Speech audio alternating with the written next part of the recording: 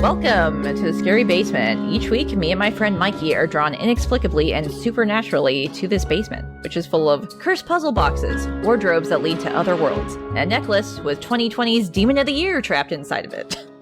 I'm Roxy. And I'm Michael. All right, let's start out, as we always do, with the scariest things that happened to us this week. What went down in your life outside of this spooky, scary basement that spooked you to your bones, Mikey? Well, my meal delivery kit was late. I get one of those pre-made boxes of full meals, and it just didn't show up, which is like existentially terrifying. That's I was tragic. just like, did I do something wrong? Did I dream it? Am I going insane? Do I have to tell my doctor about this? But what's even worse is it showed up 2 days later. At least one of the meals had gone bad. Oh, gross. So it was just like sitting somewhere for 2 days. What? So then the question is, have the rest of the meals gone bad? Oh, no. So now you can't, in good conscience, eat any of them without risk. Oh, I did. Oh. And do. Well, you're still talking to me right now, so I'm assuming you're still alive. Unless yes, but I'm very sick. Okay, well, that's not true. great. No, I'm doing okay. Spooking me. Well, I'm glad that they eventually showed up, at least. Yeah, I'm eating good now. What's going on in your life? So this is another thing that nobody's going to give a shit about probably whenever this goes live, because it's very time sensitive, I guess. I got spoiled for the ending of The Mandalorian just by being on Twitter. Ugh. Season 2 Mandalorian. I know that something big happened. I don't know what it is. I've been doing really good about dodging it. I will not spoil it in any way. Just stay away. Some people just like to spoil things because it gives them, they feel powerful when they do it. I don't know. But it's just a bummer. I mean, that's the scariest thing. Those are the truest monsters. Yeah. And like, I didn't really care about a lot of things. Like, I didn't care about Harry Potter getting spoiled or anything, but this kind of bummed me out to learn that. But, oh well, what can you do? I avoided the very first spoiler of The Mandalorian. I knew that something cool and exciting happened with like, I feel like I heard somebody talking about it on a podcast saying like, a character we kind of know does a new thing. And I didn't know what it was. And then when I saw Baby Yoda, I was like, oh, it's because it's a Baby Yoda. Oh, at the beginning. Okay, yeah, for like season 1. And I got that surprise in the first episode and loved it. And it was like, thank God I avoided that spoiler. Although, maybe I would have rather been like, not aware that there was a cool secret coming. Yeah, I mean, like, I think I had seen all the merchandising and everything. Like, I was late to it because I don't dislike Star Wars in any way, but it's never been a focus. It's never been like, I'm a Star Wars fan. It's just like, yeah, I'll watch the movies. But now I actually really like Mandalorian when I finally gave it a shot. But so I was like, yes, Baby Yoda is a thing that exists. Everybody fucking loves him. Boy, do we. And it makes sense now. I understand why. But yeah, so that... It could be worse. I didn't have that going bad in my fridge, I guess, as opposed to, or going bad in my doorstep. The show you didn't love didn't spoil and make you sick?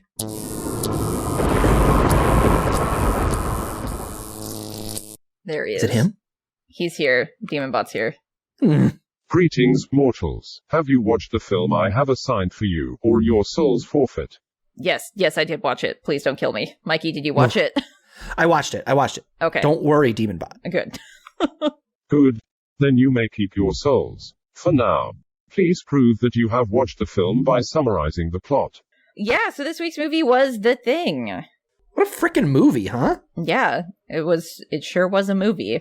People liked it. Actually, they didn't. It's one of those movies that I would always like tell people I had never seen, and they were like, go home and watch it. And I was like, no, we're at my nephew's bar mitzvah. I'm busy. I mean, they'd understand if you were like, oh shit, I gotta watch The Thing. I can't be here right now. I gotta go. Oh, hey, favorite sister, I gotta go watch The Thing. Which actually, famously, when this movie came out, it was panned so terribly, everybody, like, hated it. And then later, it was vindicated. One of the few trivia things I know. But anyway, how about we get right into it? Let's do it. This movie takes place in Antarctica, which actually, I guess I know 2 trivia things. Part of it was shot in my home state. I know that. Which is cool. Roxy, you're from Alaska. You love Alaska. Maybe. I like things about it. It's nice I'm so happy for you in Alaska. Not be there now. I'd say that much. They got a lot of snow right now. But so this takes place in Antarctica, and the opening shot is this really cool, like, picturesque landscape that is, like, completely white. But then you have a helicopter pursuing a dog, a very cute dog, might I ask, and shooting at it from the air. as very unnerving music plays. I'm watching this movie. I'm like, do they want me to root for the frickin' thing? Is that what's going on here? I am not on board with anybody who shoots at a dog. I don't care how evil the dog is. But so you have no idea what's going on. The helicopter lands. The dog goes to greet our main characters, who are all of these American researchers at the Antarctic base. They're really confused. There's these guys speaking Norwegian. They're not speaking English. So that's like another thing that I found interesting. That was like, if you are Norwegian or no, I'm not sure which language is spoken in Norway. Oh. But basically you would know. Weegish. The Weegish, of course. The mother tongue. But so you'd probably be spoiled for it, which is interesting though, because it adds another layer of like, that I don't know. There's probably somewhere with a direct translation. If I had more time, I would have looked it up. But like, he basically tells you like it's dangerous, or it'll kill you, or it's like a monster or something. Right. It assimilates. Yes, which our main characters don't know that, because there's this person shooting at them. He takes out a grenade and very dumbly blows himself up, because he like drops it. He looks back. He's like, oh shit. Blows up his friend who's in there. That guy's an idiot. That is like a Three Stooges movie. He like grabs the grenade and rears his hand back and like lets it go early. Like, I feel like I've seen baseball players do that, and then they get immediately fired from baseball. Yes, like I think the guy who threw it, does he like run to get? No, okay. The guy who threw it was the one who is with the helicopter, who he gets blown up, while the other guy is running, chasing the dog, shooting. Until eventually he gets shot by Gary, who is the station commander guy, he's the only one with like a 6-shooter, I think. He has this hilarious little, like, he's in the base and he like busts out a window and aims with his little pistol like a goof. And it's like this window that should be able to stand up to like horrible frigid Antarctic temperatures, and he like cracks it like it's like a sheet of ice over like a glass of water. Like very it feels like it's made of nothing. But yeah, so dude, can we talk about Gary's eyebrows for a second? Okay, sure. Let me know. Gary's eyebrows are out of control, and I feel like he can use them to store rations. They're so big and they like curl up into him. I love his eyebrows. Oh my god, somehow I never really like focused on that part of him. I think because he's got like a very long face. He does have a long face. And like his voice is very like kind of distinct too, so I kind of focus on that, I guess. He looks like the ghost of future past. Maybe he did play that. So they shoot this guy. They've got a dead body. They've got a smoldering dead body in a helicopter, and a dog that seems to be confused and slightly injured. So they've got like their own dogs at the base, and there's a guy who takes care of the dogs. So they're like, hey, you go take care of that. And then McCready, who is Kurt Russell, and the doctor decide to go and figure out what the hell is going on with that base. So they go over, and it's like a smoking wreck. Yeah. The storytelling. This is the Norwegian base. Yes, the Norwegian base. So the storytelling they do with that base, like just the visual storytelling in terms of like everything's just been lit on fire. There's a pile of corpses. There's a guy who like barricaded himself in with an axe stuck in the door, so you can kind of like surmise what had happened. So they find a dude who like killed himself by slashing his wrists and like his neck, and he's like frozen. And they found some other feels excessive to me. Yeah, which is like I was trying to work out like how you do that. So it would have to be wrists first, right? And then neck. But like his neck it feels like it's coming off his head, the prop that you look at. So who knows? Do you think he maybe like set the knife down and like slashed his wrist and then like put the knife in like a vice clamp and then ran and jumped, and so his neck sliced along? He's a very good gymnast. Not a lot of people know that about that guy, but and it's very interesting the way this kind of like telegraphs like what everybody else is going to be going through at their base. They just don't know it yet. Yeah. So it's like a very cool kind of thing to like foreshadow that. And also, aside from the smoking, horrible, disfigured corpse, they find like a giant square block of ice that is hollowed out. It's like there was something in here. It seems to be important to them, but it's not there anymore. What does it mean? I called it the fossil box. The fossil box. Yeah, there you go. Sometimes there's a lot of companies where you can just like order a fossil box and it'll send you a random fossil. And the fun of it is that you like don't know what the fossil is going to be. So you open it up and maybe it'll be like a Mass Effect fossil or a Banjo-Kazooie fossil. I love a Banjo-Kazooie fossil. You remember Loot Crate? That's what I was trying to map it onto. But like I was like, is this clear? So they take the horrible body back to them. They do an autopsy. Everybody's like freaked out by it. There's like a scene where they're all looking at like this very well done prop. It was very creepy. Like the practical effects in this movie are great. They still stand out. They still hold up like even now. Right. So they do an autopsy on this thing, which it's got like several heads. It doesn't really make sense the way it's formed. Like it doesn't, I don't even know where you would start with that, but somehow it has like a normal set of human organs to make it even more confusing. They have this like disgusting creature and then they very slowly cut it open. They're like, well, everything here checks like, out. Reaching in and like pulling gross. They reach in and they're like, yeah, this is what I expected. Yep, This is what you'd want to see from a regular human. Totally normal. So while they're investigating that, the dog has likewise been running around all over the base. And there's specifically a scene where you see someone in silhouette sitting in their room. You don't know who it is. And the dog enters the room and then leaves. And you're like, who was that? Oh, so scary. And then eventually the dog is like running around and brushes past someone like in the rec room. And they're like, why the fuck is this dog still here? Like put it with the other dogs. So they put it with the other dogs. And the way they, I don't know how they directed the dogs, but it's very cool how they do like subtlety. What do you call them? Dog actors? I was going to say great dog actors. Yeah, they were very good. Like the way the one who is obviously like the thing kind of like stalks around, like it's a lot slower. It feels like it's more intelligent with the way it's like looking at things, like it understands things more than like a normal dog would, which was very neat.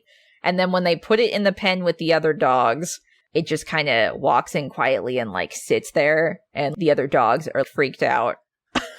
Which reminds me a lot of like people I know in my own life, and I'm kind of like this, but I think I've got a handle on it. Like the people who are way more intelligent than everybody are just like weird. Like, I'm just like, I'm very smart and I'll go to a party and I'll just be like, I don't know how to hold my arms. Whereas people who are regular, they'll go to a party and they'll just be a person. I'm just like, should I be less rigid? It's like, you're thinking too hard about this, guy. That dog was thinking way too hard about how it was laying down on its stomach. It was like, how am I supposed to be like a normal dog? Nobody knows. Do I blend in? And the other dogs are just like, chill out, dude. So it basically like wastes no time though. Like the minute the human leaves the room, it just starts attacking these dogs. Oh yeah. And like, I'd like to see a behind the scenes thing about how they did it. Cause like the dogs are barking and freaking out. Some of it you can tell, like I was thinking about this while I was watching the scene. So I was trying to kind of like gauge how it happened. Like they would cut between like showing the dogs barking and freaking out and then the creature. But then a couple times like the creature is literally like hosing the dog with some sort of like venom or something. Yeah. Which is just probably like water, which is not too bad, but I felt so bad for that dog that got squirted. Yeah, it's very sad because like later, once everybody shows up, it shows what happens to the dogs. 2 of them run out, I think, and are okay. And then other ones are like horrible melted animatronics who are just like flopping around being absorbed. And that's like when everybody on the crew, almost everybody makes it there. They're finally seeing like what is going on, how bad this is. Where they're just like watching it mutate and transform. They're like, what the fuck is this? It doesn't make any sense. This is no good. It's very bad. So they're like screaming. This is not what we were hoping to see this evening. It's really not. Here's the thing. Okay, what's the thing, Mikey? Here's the thing about this moment when they all are like looking at it. I was like, we now know that there would be, after they torch this creature, there would be at least 40% of that group would be like, I don't know. I just don't think there was anything wrong. I just think we're fine. I think we need to not isolate. I think we should not socially distance. I don't believe it's a thing. I think Bill Gates might have sent that dog to track us. I mean, it only makes sense, right? It's got to be big government behind it. Because they don't want to isolate.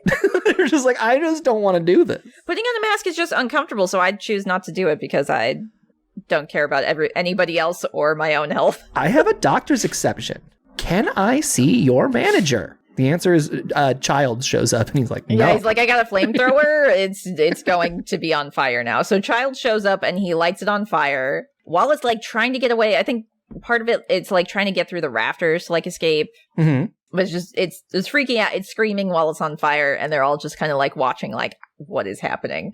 So after they kill it, they're able to do a secondary autopsy on it to kind of figure out more about it because it was less complete than the other one, I guess. So you can see it's like forming another dog head and like multiple different organisms within the same thing, basically. And I think there's like a very, very old school computer scene where like is he a doctor or like a science? I guess he's like the doctor, but he's also like analyzing it like scientifically. I mean, like you're an Antarctic research base, you're gonna have to be able to do a lot of different things. You need just one doctor, though. I guess so. You need the guy who is like, I will handle the science. So there's a very old school computer screen that just shows like these two cells moving very slowly, and then it like shows assimilating, and then it's like he's asking the computer questions, like he's typing it in, like how long till everybody on the base is infected or what percentage, and then how long till it takes over all of the world. And like the computer's like 75% infected, and then gives a number for like the world being infected. Here's the thing. Too. I wrote down the number and I did the math. Okay. It's 27,000 hours. Okay. For the entire world to be consumed for the by entire the thing. world. And I was doing the math, but I was doing the math really badly because I'm stupid. And so it was like I boiled it down to it would be about 3 years. 3 years of total infiltration. Yeah. It would have to. And after that, it's then just we're all the thing. We're all the thing. It's time to be the thing. I don't want to be the thing. Roxy, I hate to break it to you. We're all the thing. You are now the thing. We already all became the thing, didn't we? We just didn't know it. Here's the thing about the thing. I am a little scared that we all became the thing. Because one thing I don't remember if they ever address in the movie is when you become the thing, do you know then that you're the thing? It is aware of it, but it's also aware of it because it's trying to hide it. If we've already all been assimilated, then we wouldn't need to know, I don't think. Right. Because we're not trying to hide it. So what makes me way more afraid is if I could be the thing and I'd be like, I would love to know if I'm the thing. Everybody's just like, I know I'm human. I was like, Kurt Russell, how do you know? You might not be human. Maybe it tricks your brain. He would be trying to kill everybody else, though. It's the thing. That's true. But so once they discover that, hey, yeah, this is actually bad and real and trying to kill us, they check the Norwegian data that they picked up and are able to find out like the location that they were scouting out and like where that block of ice came from. And they find a giant fucking alien spaceship just in the ice, and like they're able to date it to this crash around 100,000 years ago. So cool. So this thing has been dormant for 100,000 years. And the thing is, the spaceship crashed, and then they dug up the alien, the thing, outside of it. So it wasn't in the spacecraft at all. So we're thinking that the spacecraft crashed, Mm-hmm. and then the thing got out and was like, well, I'll go explore and find new friends. I think it was trying to get away. So I don't know if it's ever explicitly stated. How I always interpreted it as is that whatever alien race that was controlling that spaceship was killed by the thing and assimilated by it. That's why it crashed. So there was like a different... Oh. So I feel like the thing either decimated the culture there, or it's like a alien parasite that was attacking whoever controlled the ship. That's way cooler. And so that's why it's That's like a cool kind of idea. outside because it's trying to flee instead of trying to like get the ship up and running again or something. And then it froze. Yeah. So it just like moves Roxy. from planet to planet is kind of what I You're assumed. a film theorist. Maybe. You should start a subreddit. A subreddit about me being a film theorist. Yeah, just about you. Just all about me. Okay, so yeah, it had been there for like about 100,000 years. So the guy who was at the computer before, who figured out like, oh god, 75% of us could be infected and it'll take 3 years to encapsulate the entire planet, basically kind of goes crazy and starts like destroying all the data and everything. He's like, we can't leave. We all have to die here. Like, we can't get out of here. But he does it like a really awkward roundabout way where he's like just smashing up all of his technology and like screaming and like, he'll hurt people if they come close to him, but even though he's like, we all gotta die here, he's not really actively like trying to kill any of them. Right. Unless they like come into it's a range half of his measure. attacks. He's half in, half out. It's like, if you're going to go kill somebody, then go kill them. He's basically... Don't start axing the control panel. He's just nuts. So they're like, okay, he has definitely had a break. Let's put him in isolation. I like the idea of Kurt Russell and the rest of the guys coming up and just being like, this guy is nuts. What He's are we just going to cuckoo. do about this Cuckoo Town Banana Pants? And their answer is, we'll put him in a shack outside away from us and he can just sit there. I think they also gave him, shoot, why am I forgetting the name of like a pain relief drug that makes you kind of loopy? Why am I spacing what it's called? Meth. Not meth. Am I wrong? But, I mean, doesn't meth hype you up, though, more than anything else? Oh, I don't know. Morphine. Morphine, that's it. Yes, it started with an M. That's why I was like, it's something like that, but it's not. It is close to meth. So he's, like, kind of zoning out in his cabin. Meanwhile, everybody else is doing other things. Yep. So I think they were, like, moving a corpse. One of the other guys gets got while they're moving the corpse. Another guy sees it. He runs to tell everybody. They come back. Dude is gone. He's gone. So the thing is making his moves. Yeah, so it doesn't even care anymore. It's like everybody, they know I'm out here. I'm just going to try and shoot my shot, I guess. So they chase him. You only get one shot. Do not miss your chance to assimilate. So they chase that guy, they track him down, and he's like halfway through the transformation, so like his hands are all fucked up, and he's kneeling on the ground looking at them and like just opens his mouth and lets out this scream that is definitely not from a pair of human lungs. So they're all cool. just kind of like staring at him like, what the fuck? And then they finally light him on fire. Yeah. This is my man Bennings. Yeah, Bennings is the one who now... The captain is like, but I know Bennings. And he's not a monster. And it's like, you idiot. Have you ever dealt with a thing? Yeah, I don't think you have, guy. I don't think you have. So while they're dealing with him, though, they realize that all of the vehicles have been sabotaged. They're in Antarctica for good. So, like, they can't use the helicopter. They can't use any of the cars. There's a couple of, like, overland vehicles. Those are all gone. They kill the remaining sled dogs because they're like, it could be any one of those. Mm-hmm. Again, do you want me to root for the thing? Yeah. A lot of times in this movie, it feels like they want me to root for the thing. Was it the thing who killed the other sled dogs? I can't remember how the dogs died. I also can't. Maybe they did. The thing might have killed them, or it might have... The point is the humans didn't save the dog. Yeah. And therefore, I still want them to die. The radio also gets busted up, and, like, they couldn't even contact people before. Like, before all this went down, they were trying to use the radio, and it was not working. And they talk about how it's, like, the first week of winter, so... You know, you can kind of just assume. Horror movies need a way for people to not call for help. And they just couldn't from the beginning. But so the radio... I kind of dig it. I feel like this movie does a really great job of, like, figuring out how to, in a really logical way, trap these people here. Yeah. I mean, they're already kind of... I mean, the setting is kind of isolated in general. I feel like this movie is so great about just, like... Here's how communication works. We see Windows like trying to talk, and Gary comes over. He's like, "Hey, you talk to them?" He's like, "I didn't talk to anybody." Yeah. And then it's just like, okay, great. We kind of know how communication works here. And then when we take that away, it's like we are almost like going down a checklist of things that we just got to answer. Where are the helicopters? Gone. Dr. Blair sliced them up. Mm-hmm. All the rest of the things, I can't remember any of the others. But there was a bunch of moments where they're like, here's all their ways to get out of this that we are taking away. Yeah, and it's interesting to see, like, that's one of the main draws of seeing how all these different characters react to this situation. You know, how they react as individuals and how they interact as part of a group, and, like, how they're treating each other throughout all of this.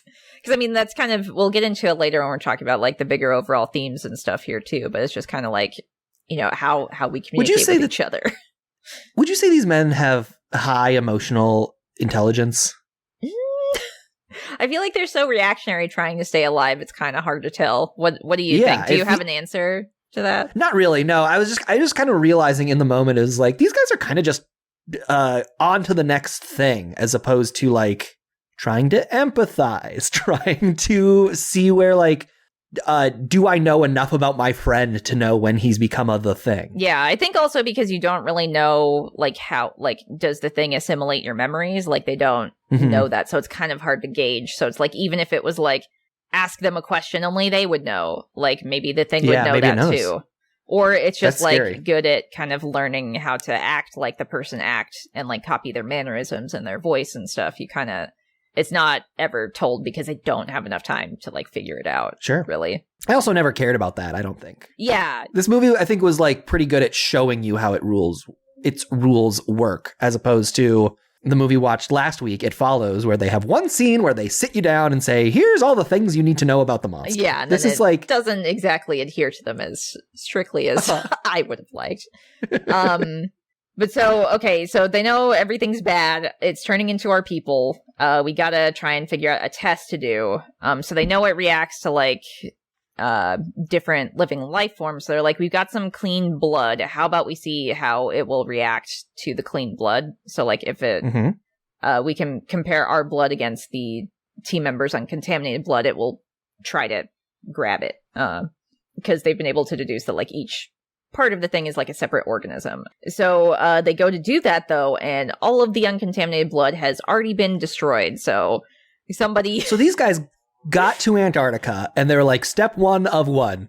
Let's get some blood samples going. Well, the thing is, if you get injured up there, you wouldn't have any transfusions. That's a great point. So I think part of it is for that, and then it could be also like experimenting. I don't know what kind of like experiments they're doing in the research base. It could be like seeing how, what temperature the blood would freeze, or I have no idea. What? I'm not an Antarctica scientist. What if these men were vampires? I mean, what if the thing landed on Earth and was just like, oh, I found the one group of vampires? Mamma mia! Objectively, that'd probably make it more powerful if it was trying to take over the rest of the planet. So maybe it's the best case scenario for the thing. The thing is just like already very weird. I like the idea of him just being like, I don't know how to deal with that. There's vampire rules too. Just got too Not many only rules. is each part of the thing its own deal, but also don't go out in the day.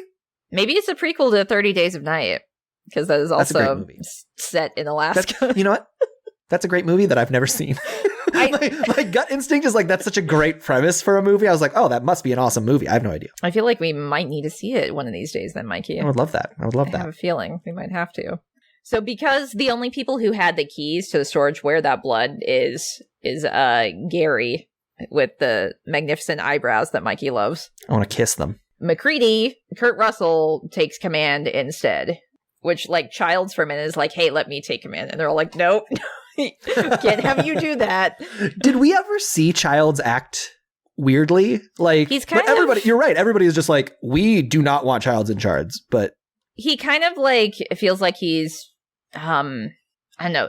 That's one of the interesting things about these characters. You get a feel for how they interact and how they know each other in very subtle ways that they don't really tell you. There's slight interactions here and there. Like he's like chill enough to smoke a joint with the conspiracy theorist guy, but at the same time, he's like the first guy to get the flamethrower to kill the dogs, where it kind of came off to me that he's like their security kind of guy. I could see that. For whatever reason, even though he wasn't the one who had the gun, so maybe not. I don't know. You never want to be the guy who's first to get the flamethrower. I mean, maybe even when you would. need the flamethrower, it's like nobody looks at you the same when you're like, oh, it's time for the flamethrower. I mean, I'm not exactly sure what his designation is. Maybe maybe I missed it where they talk about whatever. Oh, he's Corporal Lollipop. Oh, maybe. He's in charge of providing snacks and sweets to all the good little boys. Of course. So why wouldn't you want a guy like that in charge? But so anyway, let's see. So there's another guy who has basically been kind of McCready's confidant the whole time called, is it Fooch? Futch? Funches. Fooches? Funches. Funches. Like, with an N? Like sure? Funches of bananas. Funches of bananas. There's no N in it. I'm looking at a list because there's so many characters. Oh, Fuchs. It might be Fuchs. Yes, that's right. Okay, sorry. I'm used to hearing it spoken instead of spelled. Well, so at least that sounds you weird. Didn't confidently say it's something 3 syllables off. Well, anyway, he's been like McCready's bud talking about like, like I think this guy is suspicious, or I think this like it's a very they're kind of they have their own little sort of faction thing where like you can tell some of these people are better friends than others. They're in love. I guess so, but it's too bad because they find his burnt corpse outside and theorize that he killed himself before he could be assimilated because he knew what was at stake. So he's gone. Then they also notice, once they discover his corpse, they notice that McCready's shack, because he's like the pilot, so I think his zone is like separated from them. He's got his own little shack. McCready is definitely the coolest amongst them. Yeah. And that is reflected in his living situation. When they all got to the base, they were like, McCready, you take that place. It's cool. You're cool. He's a cool hotshot pilot with like the perfect hair. We can all agree this is the right move. His bright blue eyes told them everything they needed to know. God, McCready is good looking. light is on in his cool guy shack. So he's like, I turned that off, so that shouldn't be on. So they go and check it. They're gone for like 40 minutes. So it's him and Knowles go check it out. He's like the also cool guy because he's got roller skates. He's introduced being on roller skates. He's like their cook. But so they get separated because Knowles finds a ripped up jacket that has McCready's name on it. And so they have been able to establish that the thing like rips through your clothes when it assimilates you. So they're like, Knowles thinks... This is such a bummer to me. I was like, are we just saying McCready is the thing? I was like so deflated learning that. It's very sad. Kurt Russell's gonna depart the movie. No way. But so he left him out to die in the tundra because he thinks he's the thing. So he comes back and tells everybody else McCready's the thing. We can't trust him. So McCready's very rational reaction to that is to come back with dynamite he's threatening to blow up. He's like, I'm not the thing, but if you try and kill me, I'll blow you all up because I can't trust that you're not the thing. So he kind of like holds him at bay. There's like a little bit of a scuffle, and the Norris, I can't remember what Norris did. He was like kind of a researcher as well. I think he's one of the bigger dudes. He like appears to have some sort of heart attack or something. He like goes down in the fight, even though it seems like he didn't really do anything. Yeah, that was funny. So they're all just kind of like, okay, well, he's not breathing. He doesn't have a pulse. We got to take him to the med bay right now. So like McCready's still got the dynamite that he's holding with a lighter to it. And they all like walk there. And while they're trying to like bring Norris back to life, like by using one of those the chest paddle, like defibrillator. Okay, they're trying to funches, yes, defibrillator. I'm good at words. Anyway, so they're trying to like shock his heart back to working again, and there's a very good but also funny moment where he goes to put in the paddles on his chest, and the thing just opens up a cavity with teeth in his torso and bites off the doctor's arms, and they rip off. So the thing's got a stomach mouth. He really does. Which is the greatest fear of anyone who has ever done body shots. Oh, God. Oh, it would be, huh? So he's dead. He's lost his arms. He's bleeding out. And then it further mutates in just like crazy batshit way where it's like trying to grow into like another one of him or something.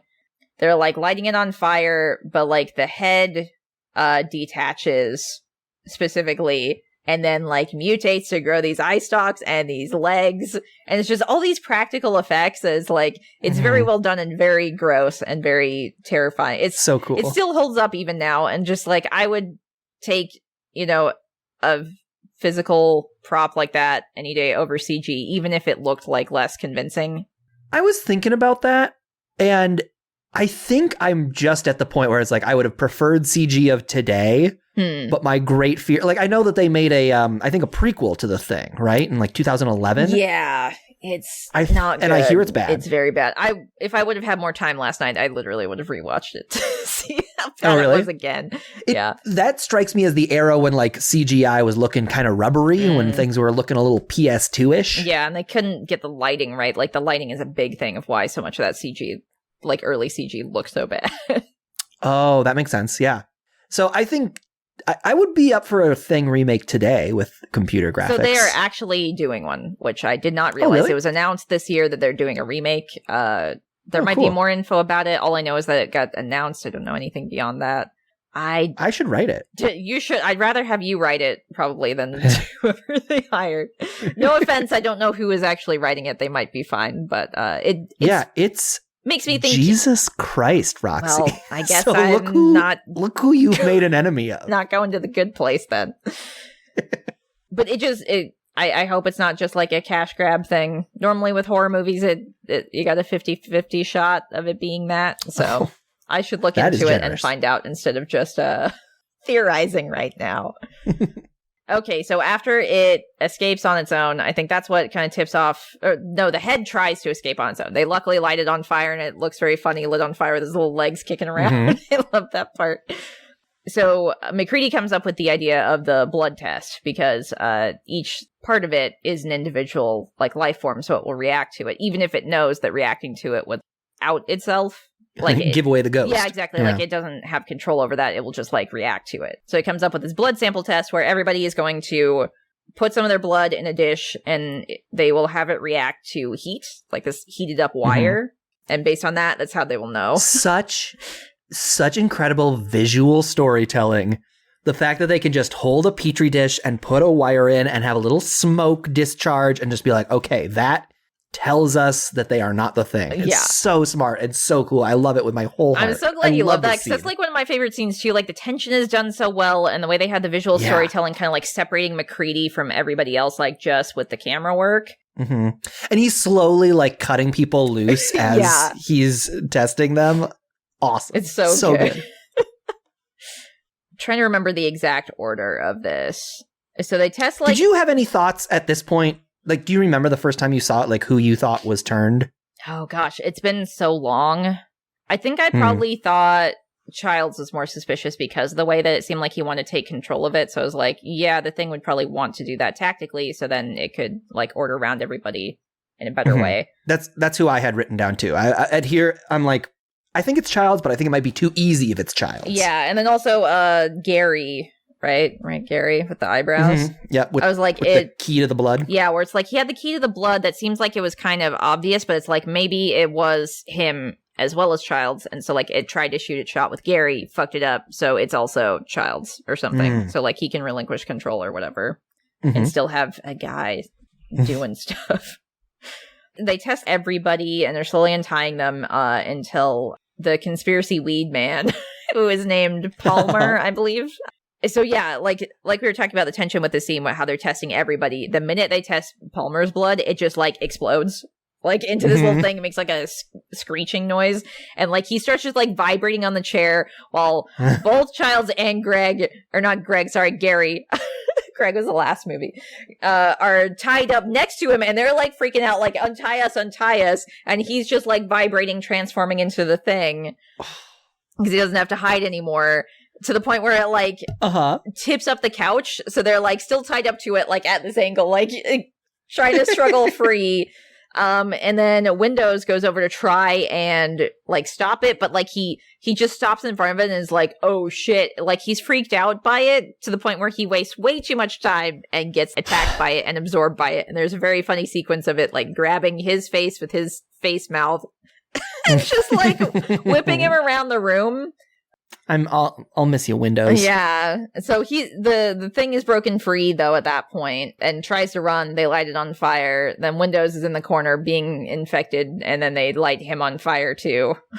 And then there's a very funny scene where Gary, where they're all like quiet and they're like, okay, I think it's done. And he's like, get me out of this fucking chair. Which like the whole time his attitude has been like very restrained and kind of like calm, like even when they're suspecting him of tampering with the key, but he just loses it and like yells at them. Dad's finally mad. Dad raised his voice. We're in trouble. You don't want to make Dad mad. The thing is scary. Making Dad mad, even scary. Yeah, for real. There's a reason why they made that game. Don't wink Daddy. Don't do it. Yeah, that game is canon in the Thing universe. It's true. There's a very detailed deleted scene where they're all playing it together. So this whole time they forgot that Blair, the science guy who went crazy in his lab hacking things up, they're like, oh yeah, what's he doing? Maybe we should check on him. We kind of let him stay on his own. And they go there to find the door open. He's not there. He's obviously escaped. And they realize that the boards in the floor lift up, and he has tunneled under there and has been building a spacecraft, piece by piece, by stealing like the electronics for the base. So not only was disarming the electronics and like vandalizing the vehicles and stuff to keep them stranded and unable to escape, but also so he could build a saucer to get out of there. Is that what we're saying? Like he was building himself an escape route so he could let everybody else die from the Thing, but he would know since he's not the Thing, he could escape? Oh no, he or were we saying he's the Thing? He's the Thing. So it's building alien technology because he is the Thing. Got it. Okay. Which they basically figure that out because of that. So they blow that up with dynamite because they got so much dynamite in this movie. There's so much dynamite. They put a cheat code on for infinite dynamite. R1 to throw. So it's McCready and somebody else who goes up there to check, but when they get back, Childs is gone. So I think we're down to the final 4 at this point. It's McCready, Childs, Gary, and Knowles. Yeah. It's a lot of people to keep track of in this movie. So the 4 of them are left, and I mean, Blair is unaccounted for because he was obviously the thing at that point and ran away. He disappeared. So Childs is gone, so it's just McCready, Gary, and Knowles, and they're like, we can't let this thing escape. It's gonna try and hibernate and wait for the rescue team to arrive. We can't let it do that because it cannot get to the mainland. It cannot leave here. We have to kill it. So they decide to blow up the entire base. Sure, good plan, but at the same time, if you don't know exactly where it is, it can still go hibernate. It could just run out into the wilderness and hibernate and just wait for its shot. Listen, that's a great point. That's a great point. But I had not considered. I was doing the thing where I was like, you guys should have blown this base up a long time ago. Yeah, or something. Like, find a way to try and corral it or whatever, because there's people who are unaccounted for, bodies who are unaccounted for, they do not know. And since it can divide, who knows how many times it's divided past that. But I guess... What if it divided into 2 dogs? I mean, it could have done that, you know? Could have been 3 dogs. 4 dogs even. Could have been... No, it couldn't have been 4. That's crazy. What about 5 dogs? How do you feel about 5 dogs? Oh, very positive. Okay. So they set up the explosives, but it's the scene where they're in these tunnels under the base. So, which also made me think, for how cold it is in Antarctica, I feel like just have your entire base underground and just like the entrance up top. That makes more sense to me. You had this whole underground base this whole time. Like, there's a reason why igloos work so well. Like, just that's a very, like, build the whole plane out of the black box. It's like, why don't you just build the whole base out of the underground? Yeah, exactly. But so there's like these underground tunnels, which is probably how the thing has been able to move around to some degree. But so it has our 3 remaining dudes who we have eyes on split up. And the way Gary dies is like very grim and weird, where it just like grabs his face and like morphs into his face, like with his hand, merging the hand into his face. It's like the doctor who got his hands bitten off by the chest. Yeah. Is back. And he like, surprise, I'm the thing. Oh, was it him? And okay. Yeah. And he's like, here comes my hand in your mouth. So it's like he can't scream as he's like being absorbed, which is very grim. And then Knowles, kind of hot though. Like, I mean, if you're into that, which I found out watching this movie, I am. Apparently, learning new things about you every day, Mikey. Turns out. But so Knowles goes missing, so it's like implied that he got by the thing, but also what if he is the thing and escaped while the bigger body is a distraction? You don't know. But so he's missing, and it attacks McCready, destroys their like what is it called? A blasting lever. Oh, their plunger. Yeah, they're dynamite plunger. He is a fucking Roadrunner cartoon. Yeah. He has rigged all the dynamite to one big plunger exploding device. And he's just like ready to go. The thing grabs it and eats it. Just whips a tentacle at him. He has no time for that. But luckily McCready's still holding some other dynamite, so he just lights that, throws it on the other dynamite, and then it just destroys the entire base. It's completely just decimated at that point. And McCready, as far as he knows, is the only sole survivor, kind of just like half dead. He's super tired, just stumbles over in the wreckage, sitting there with like a bottle of scotch, I think. Yeah. And then Childs shows up. Turns out he didn't die, or did he? He says he got lost in the storm while pursuing Blair, who was the doctor guy who was building the ship underground. They just kind of sit there, talk about how, like, yeah, temperature's up pretty high. That's going to go down pretty quick. It's like, yeah. They're like, well, I don't know if I can trust you. I don't know if you can trust me. Let's just drink some scotch and watch the rest of the base burn, and then that's it. The last line is so good. Let's just wait here and see what happens. Yeah. Incredible. It's so good. It's so good. Good. You have watched the film. Now you must prove your understanding and discuss its themes. This movie rules. Right? It's like one of my favorite horror movies, and probably definitely my favorite like monster movie, for sure. And it's also, I don't know, as somebody who has a specific kind of anxiety that's like, your friends secretly hate you and they're all ready to turn on you. It like really provides the answer. It's like, just have a scotch and see what happens. Yeah, I think like since it Don't make any decisions. it plays on that distrust and how people act in those sorts of situations, and like in this very crazily extrapolated monster movie sort of way. But I think because it draws on those primal fears, Mikey, it's one of the reasons why it's still so effective and affecting. Oh, for sure. So good. I love this movie.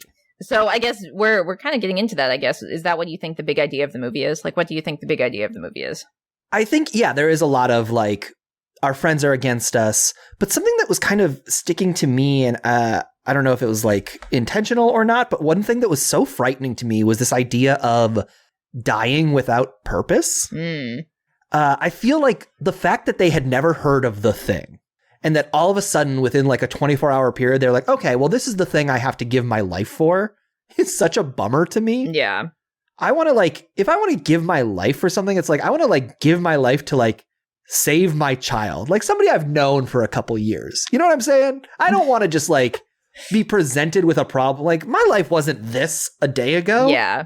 That just feels so like disheartening to me. The idea of being away from everyone you love is scary. The idea of your friends turning on you is scary. But the idea of dying and it just being nothing and who cares, I hate that idea. Let's say to an extent, though, they choose to sacrifice themselves to preserve like the rest of the planet.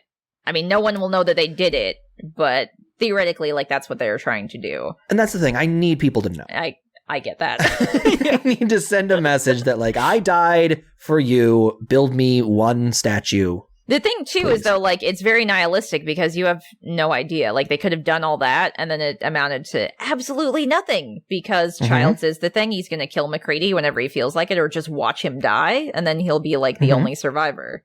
And we never saw, like, a couple of people are just in the wind. Yeah, exactly. Like, Niles and Blair's running Blair. around. Yeah. Or Niles. Not Niles. What am I saying? Niles and Blair. Niles from Frasier. Yes, he was in this movie. I forgot to mention at the beginning. Sorry about that. Frasier, would you like to have a nice port? Well, you don't have to be rude about it. Just tell me you don't want It would to be be tipped. awesome if the last episode of Frasier was them having to fight the thing. I would. Mikey, please write that fan fiction. I Internet will. needs it. Frasier, you're crazy. The dog's not the thing. It's like, yeah. That's just him on a Tuesday. All right. So, yeah, you have a question for me, Mikey. I do have a question. All right. Hit me. Roxy, the thing is all about assimilation. That's true. You see something, you alter yourself to become like it. I got two questions for you. Okay. Number one, what were you assimilating in high school? And what are you assimilating right now? Assimilating, I guess, like, influenced by, in this Yeah, sense? what were you trying to be in high school? Because I feel like high school is the time when, you know, we've all watched The Breakfast Club. We're all trying to fit ourselves into an archetype. What kind of archetype were you trying to fit into? To be honest, I really wasn't. And that's not like I'm so cool, I don't care. It's more like my high school never... It's definitely the vibe you gave off. I mean, maybe I am that cool, guys. You just had no idea until now. It's more kind of like nobody in my high school really cared. It didn't feel like that. Maybe it's because I was so far removed or I wasn't paying attention. It could have just been literally I was not paying attention. Because I was that far on the outside, maybe. I just kind of had like my group of friends I'd hang out with and we would watch anime like cool kids. And none of them, even within the group of friends, you didn't have like, oh, that's our goth friend. That's our prep friend. No, not even that. I felt like my group could have been very easily sliced into like, oh yeah, Nick's kind of gothy. Jeff's kind of preppy. Ricky's kind of burnout stonery. Me? I was the sky pop punky. Were you really? Like, hey everybody, let's all have a great time. You were I the got ska wristbands. guy? I danced with my thumbs. That's what I was assimilating. Oh my god, Mikey, that's amazing. I had no idea. Why have we never talked about I had a this short phase before? where I was like wearing a hat, like a ska hat, like a not quite a fedora, but like fedora-like just a small little like bowler hat. And I was just like, comedy. Yeah, I guess if I had to like, I mean, I was kind of nerdy, obviously, because I was like into anime and video games and stuff. But I guess I was focusing a lot on like getting better at art, like that in high school is when I started. I feel like I didn't really get better at that at all until college, honestly. Well, you'd have been Ali Sheedy of the Breakfast Club, right? It's been so long since I've seen Breakfast Club. Which one is that? She wasn't quite goth, but she was like quiet and introspective and artistic. Okay, maybe that, because I'd say probably like among my friend group, I was like the artist, which drawing really bad anime art, but you know. Now your anime art has gotten so good. That's very nice of you to say that, Mikey. Thank you.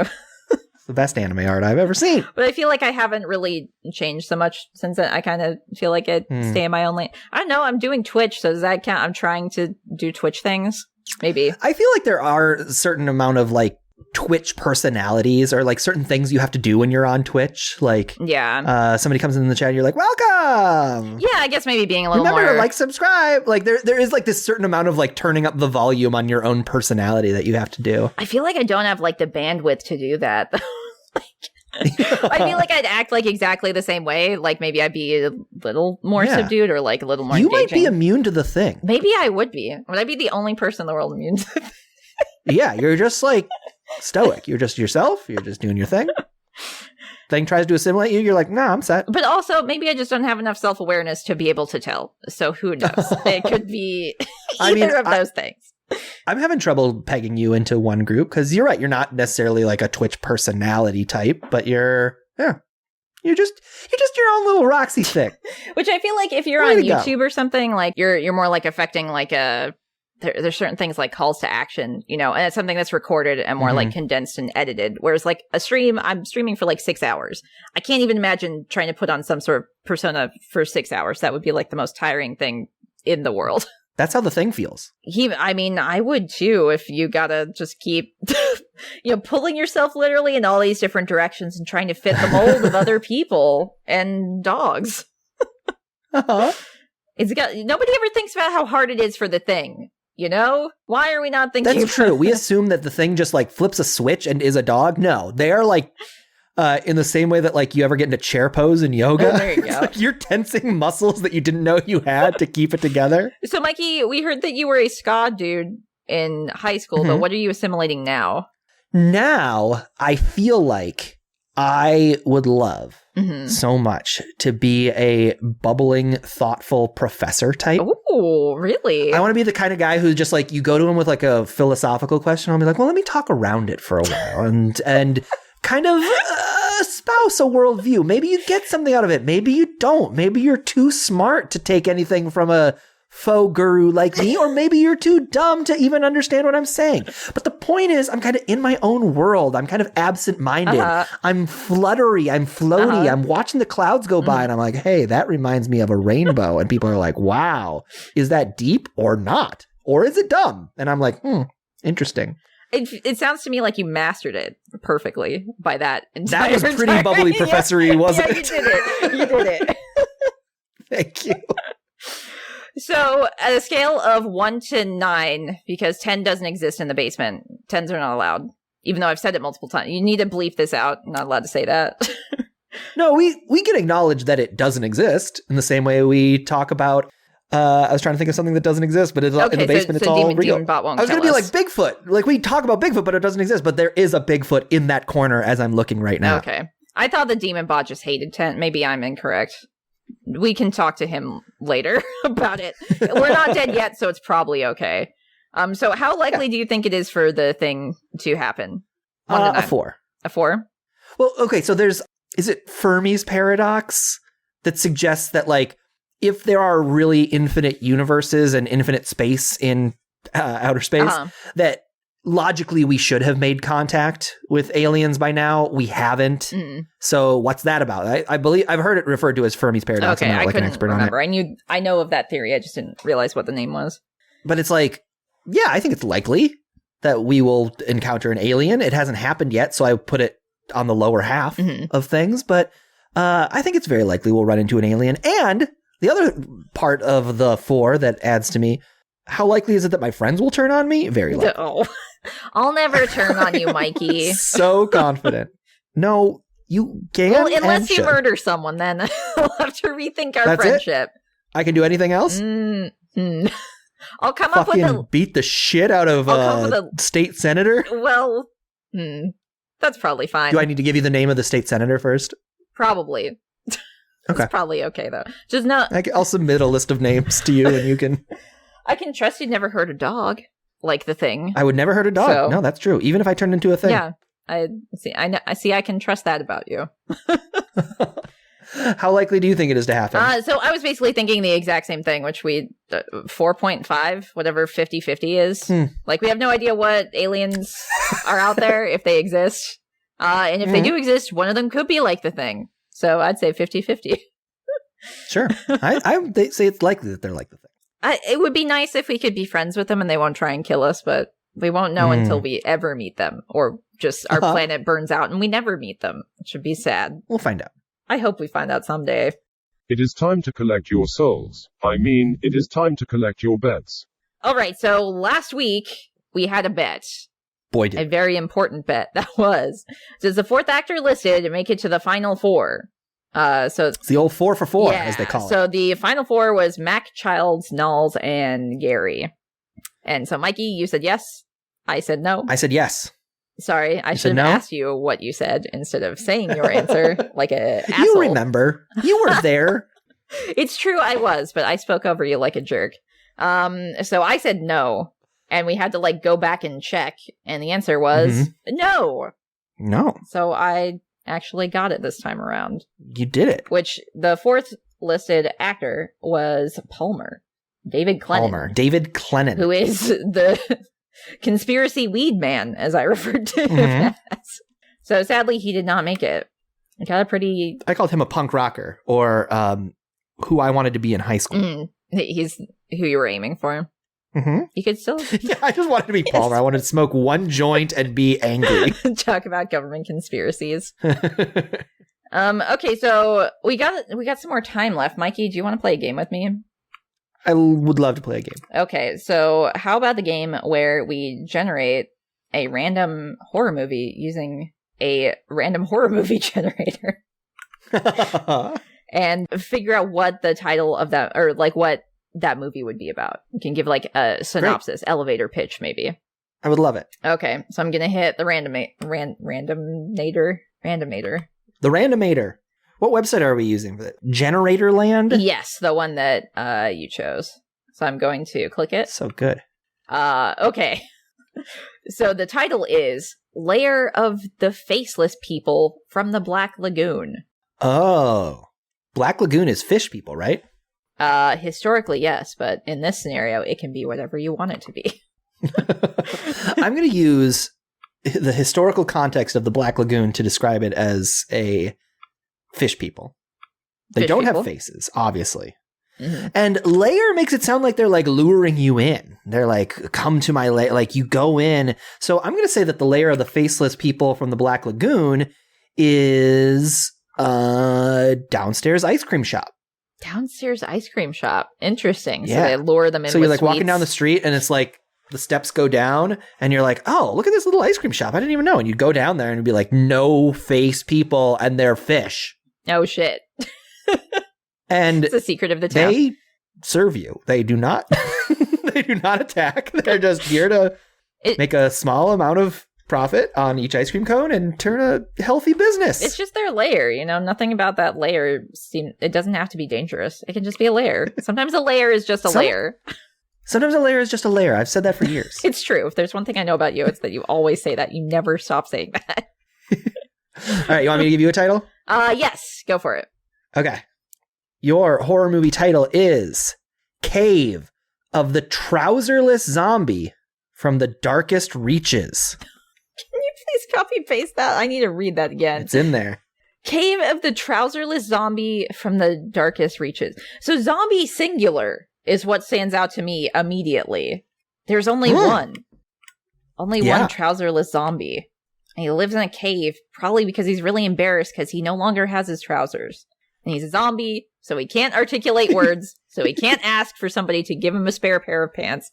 It's a very sad, introspective movie about this zombie just in the darkest reaches in his cave because he's so ashamed that he has no trousers. But you know what? This reminds me very much of the H.P. Lovecraft story, The Other, I want to say it's called. I only know it through the context of it being the basis for the film Castle Freak, which I just watched and love.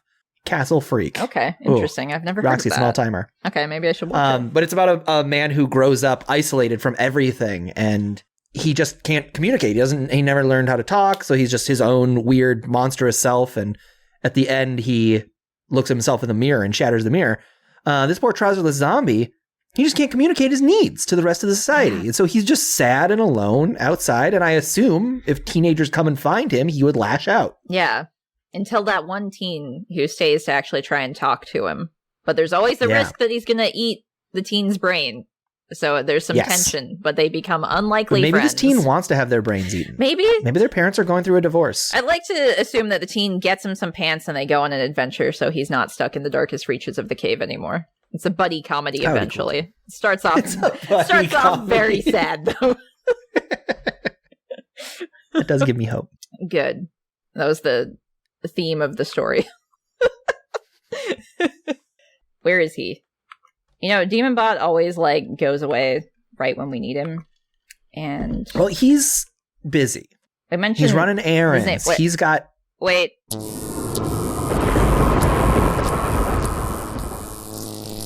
shit. He's around. You have completed your review of The Thing. For next week, you must watch the multiple Academy Award-winning 1991 film The Silence of the Lambs, directed by Jonathan Demme and starring Jodie Foster and Anthony Hopkins. If you do not, I shall eat your souls with some fava beans and a nice Chianti. Slurp, slurp, slurp, slurp. Sounds like next week we will watch Silence of the Lambs. He said that in a weird robot way. It was maybe hard to understand. Hey, I got it. Yeah, you get it. I'm sure everybody listening got it too. They get it. I like Silence of the Lambs. I have not seen it in a long time, so I'm very excited me either. to watch it. But I love and be spooked by it as an adult. I watched it when I was probably too young to be watching it, so this will be interesting. Roxy, what do you say we make a bet? Okay, I got an idea for our bet this week. How many minutes of screen time do you think Buffalo Bill has? Okay, yeah. Because as you told me, Anthony Hopkins won an award for this, but he has the least screen time of any character in this movie. Yes. So, what about our main antagonist? He won Best Actor, but he has the least amount of screen time for any Best Actor winner. Oh, okay, that's what it was, not the movie itself. Okay. Yeah. He's in it for only 40 minutes or something. So, yeah. The other antagonist, Buffalo Bill, the killer of the film, I'm going to guess he's on screen for 18 minutes.